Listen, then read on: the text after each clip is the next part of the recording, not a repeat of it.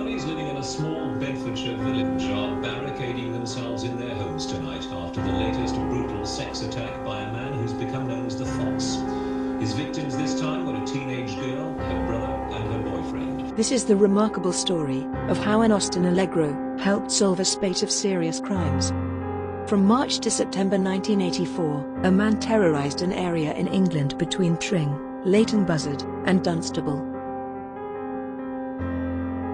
He was wanted for burglary, rape, and serious sexual assault of both men and women.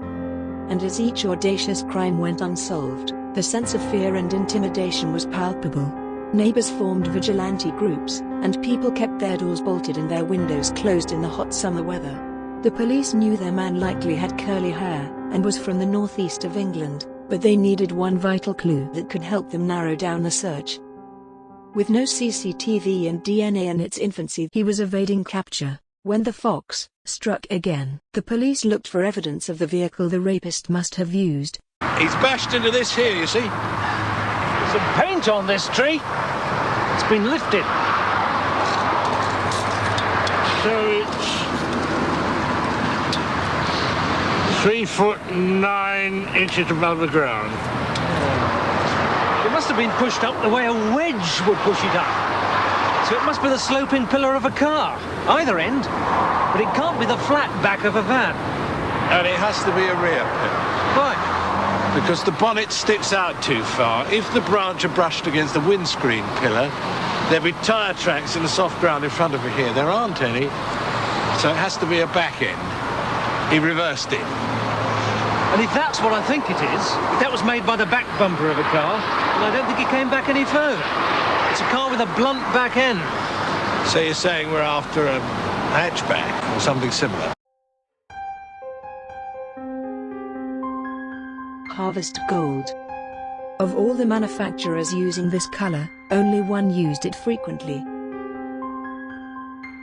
British Leyland. Although several of their models suggested blunt back ends, the size and shape suggested one car in particular. They now knew the car the Fox drove and that it was damaged slightly on the rear offside pillar 3'9" off the ground. From a long list of possible suspects, it would now potentially be a lot easier to find the person the police were looking for.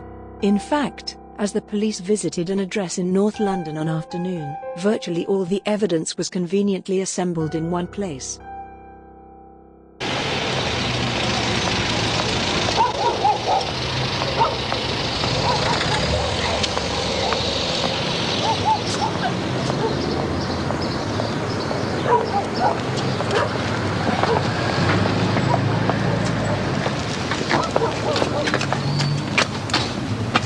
Are you Michael Farley?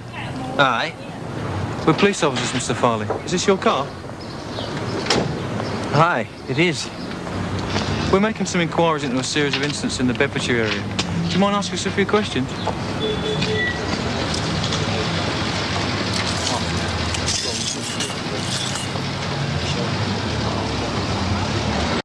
Scratches were found on the Allegro's paint, about 45 inches from the ground, that matched the paint flakes found on the trees near the isolated farmhouse where the rapist's weapon and clothing had been found. On this and other evidence, such as his blood group and fibers found in his car, Malcolm Farley was convicted on several accounts of indecent assault, rape and burglary and given 6 life sentences. Also found in his car was a newly cut mask. He was waiting to strike again.